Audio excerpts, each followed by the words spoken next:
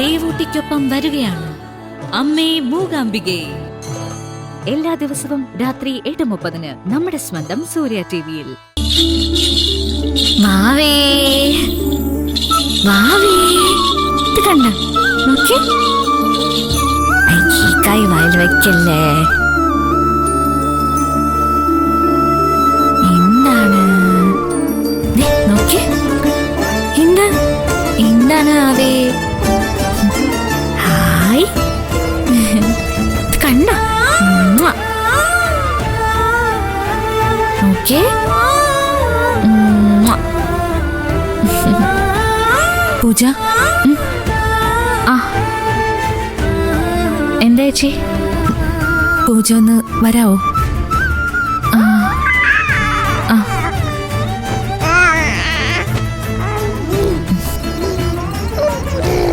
ഇപ്പൊ വരാവേ, ഇപ്പൊ വരാട്ടോ.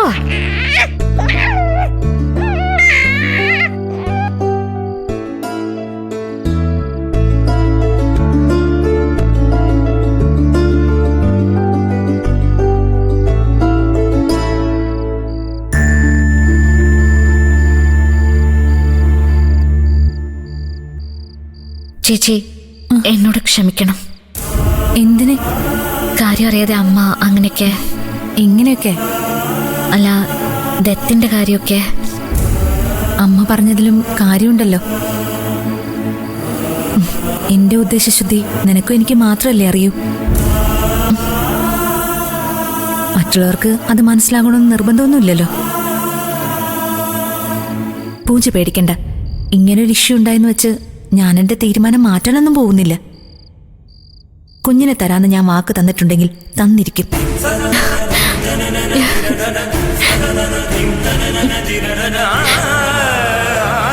എന്താ, വിശ്വാസം വന്നില്ലേ? അല്ല, അമ്മ പറഞ്ഞത് നിയമപരമായി ദത്ത് തരണമെന്നല്ലേ? ഞാൻ ഒരുക്കാണ്.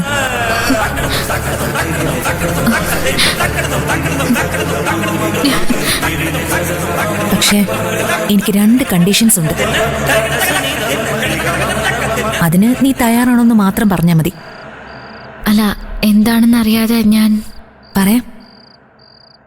1, പൂജയുടെ പേരിലുള്ള മുഴുവൻ സ്വത്തുക്കളും കുഞ്ഞിന്റെ പേരിൽ എഴുതി വെക്കണം.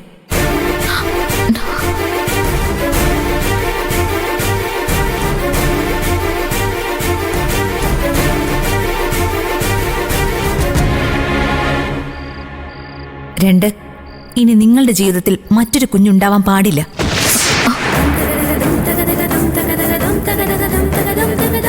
ഞാൻ പറഞ്ഞതിന്റെ അർത്ഥം എന്താണെന്ന് മനസ്സിലായി കാണുമല്ലോ. എന്റെ കുഞ്ഞിനെ നിയമപരമായി ഞാൻ നിനക്ക് ദത്ത് തരുമ്പോ എനിക്കും വേണ്ട ചില ഉറപ്പുകൾ.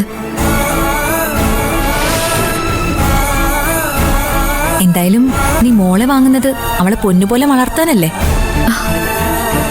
സംശയം എന്താ? അപ്പൊ പിന്നെ അവളെക്കാൾ വലുതല്ലല്ലോ മറ്റൊന്നും.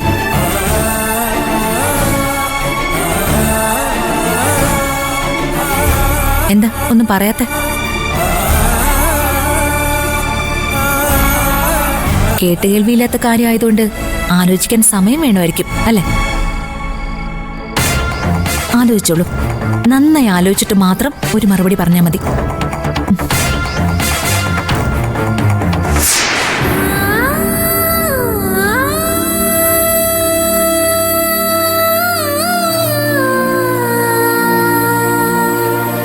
ചേച്ചി,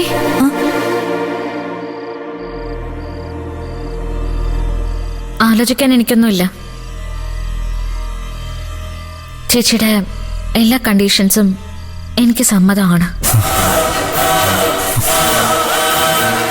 ശരിക്കും ആലോചിച്ചിട്ടാണോ ഈ തീരുമാനം?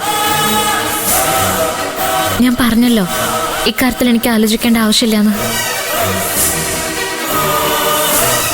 വാക്ക് മാറ്റില്ലല്ലോ? ഒരിക്കലും ഇല്ല.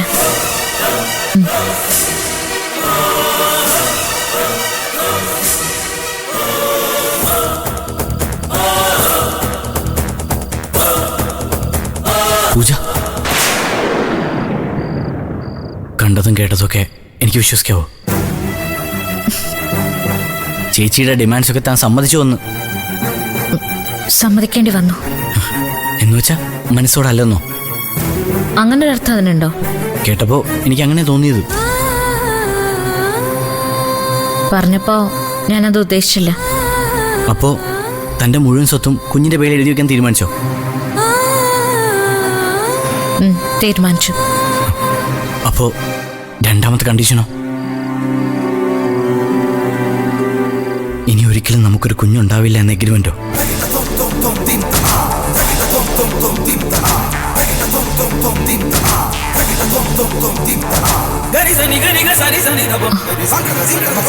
പൂജ,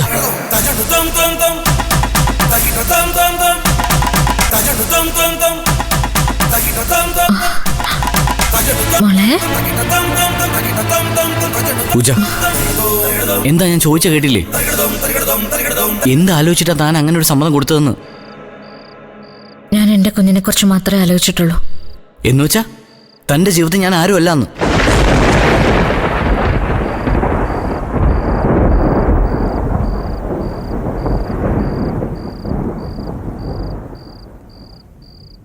ഈ പറഞ്ഞതിന്റെ അർത്ഥം ഇനി മാറ്റി പറയാൻ നിൽക്കണ്ട. അതങ്ങനെ തന്നെയാ.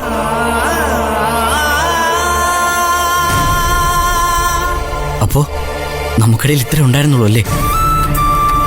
എന്റെ സ്നേഹം വെറുതെ ആയിപ്പോയല്ലേ? മനസ്സിലായില്ല. മനസ്സിലാവാഞ്ഞിട്ടല്ല, അഭിനയിക്കുമ്പോ എന്തോ ആവാലോ. അതിന് ഞാൻ എവിടെ അഭിനയിച്ചു?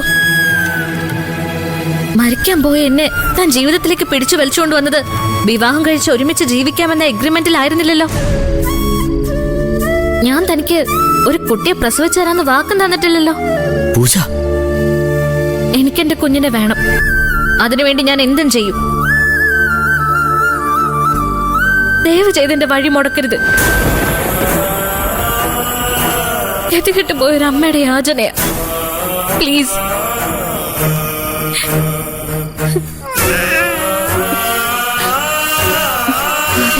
മോളെ,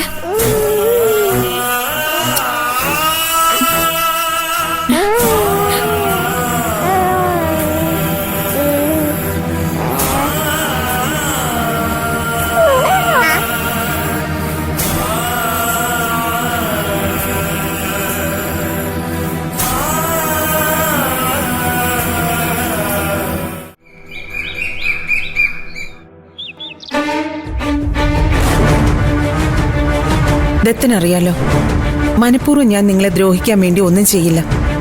പ്രത്യേകിച്ചും ദത്തിനെ വിഷമിപ്പിക്കുന്ന ഒരു കാര്യവും. പിന്നെ ഈ കാര്യത്തിൽ ഞാൻ ഒട്ടും പ്രീപ്ലാൻഡ് ആയിരുന്നില്ല. ആ സാഹചര്യം ഡിമാൻഡ് ചെയ്തതനുസരിച്ച് ഞാൻ പെരുമാറിയെന്നേ ഉള്ളൂ. മാഡം പറയുന്നത് എനിക്ക് മനസ്സിലാവും.